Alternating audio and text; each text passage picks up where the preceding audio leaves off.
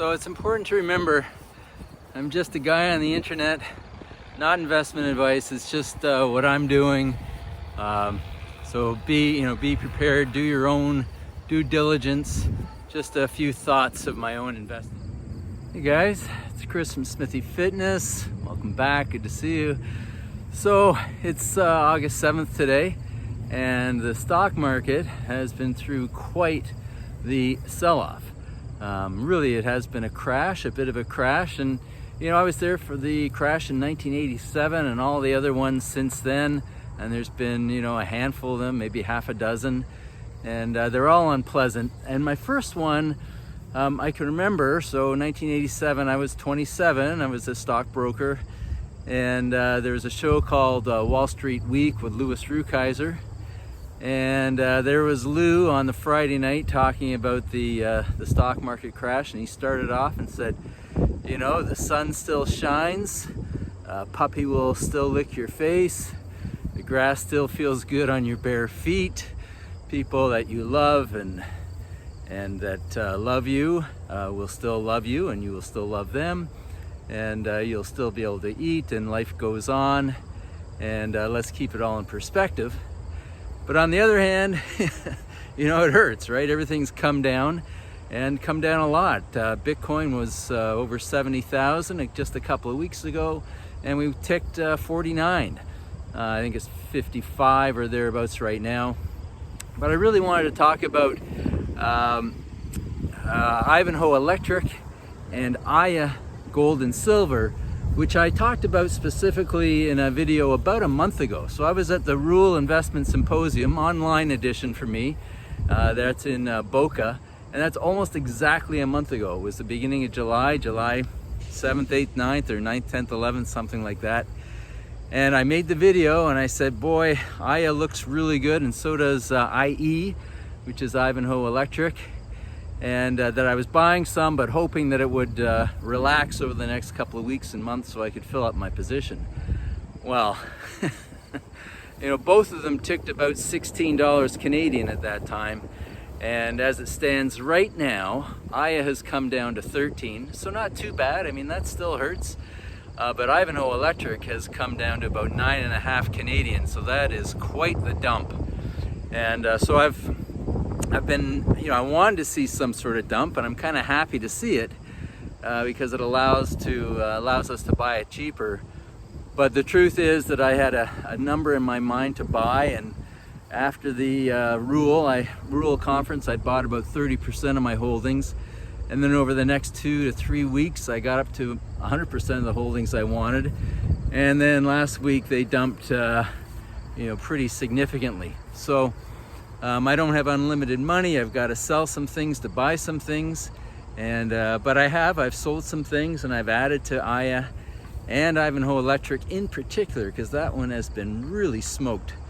Copper has come down, silver has come down. Copper was $4.60, now it's under $4. Silver was $32, now it's 26.5. So those are big moves in the commodity complex. Gold hasn't moved very much. It's down, 3 or 4% from roughly 2,500 to 2,400, let's say. So gold's not the problem, but the gold stocks have gotten hammered. So when there is a crash or a meltdown like we've seen, everything gets hit. Doesn't matter the balance sheet, doesn't matter the prospects. People are just trying to get liquid. They're scared to death, or scared shitless, you might say. And you might have felt that too if you're in the market. And it's unpleasant. And when you're losing a lot of money, to hit the buy button to buy something else, if you've got the cash, you're kind of compounding your problems short term. However, I do believe that both the Aya and the IE are going to rebound over the next weeks, months, year. But the most important thing when you are buying a stock that's been really hammered is the balance sheet. How does the balance sheet look? Can they handle this, a weak market that may last years? I mean, who knows on the commodity complex? I doubt it, but we have to ask that question. And we'll see the IE which again, it's a development company. They're drilling for copper, both here and in Saudi. They've got some great prospects. They've proven up, or at least are in the midst of doing an official proving up of their land, of their copper holdings, or copper in ground, let's call it, proven and probable, but they don't have that yet. But they are sitting on 133 million US in cash, given that the market cap's about 800 million, I believe. I don't have it in front of me, but something like that. 133 million is a solid amount.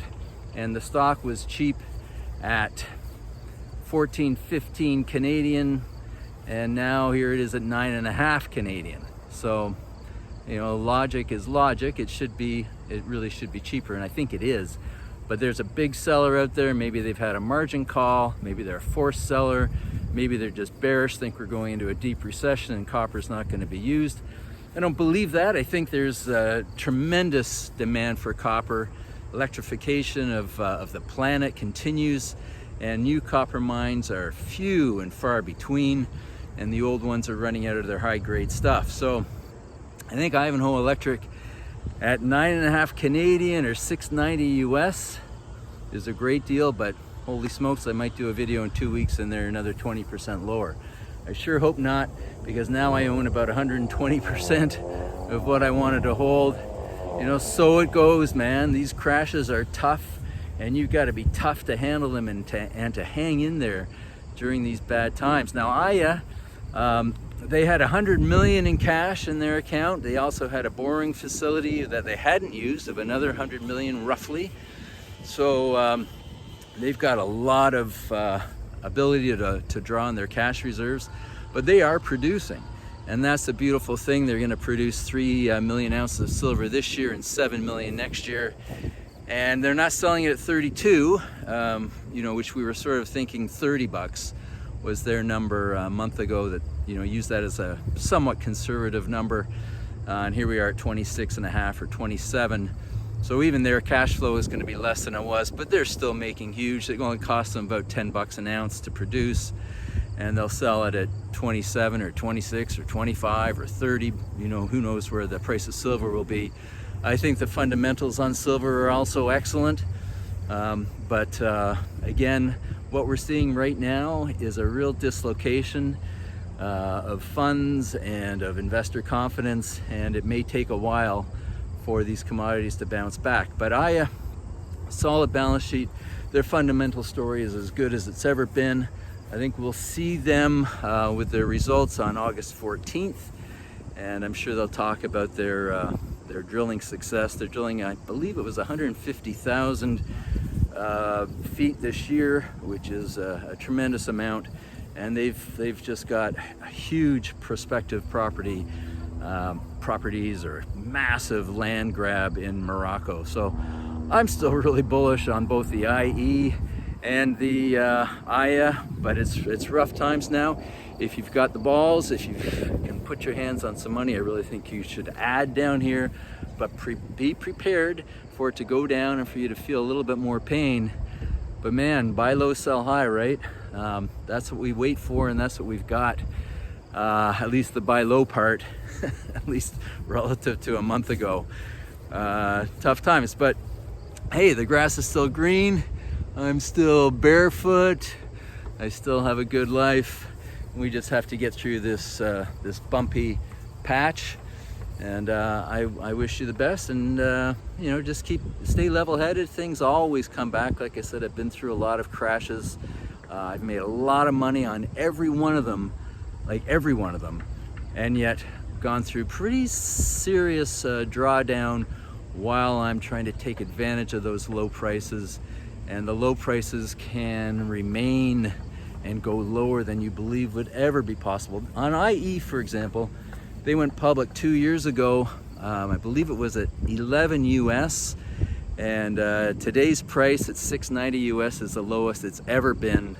They did a raise they raised money, 200 million US back last October, November at 1350.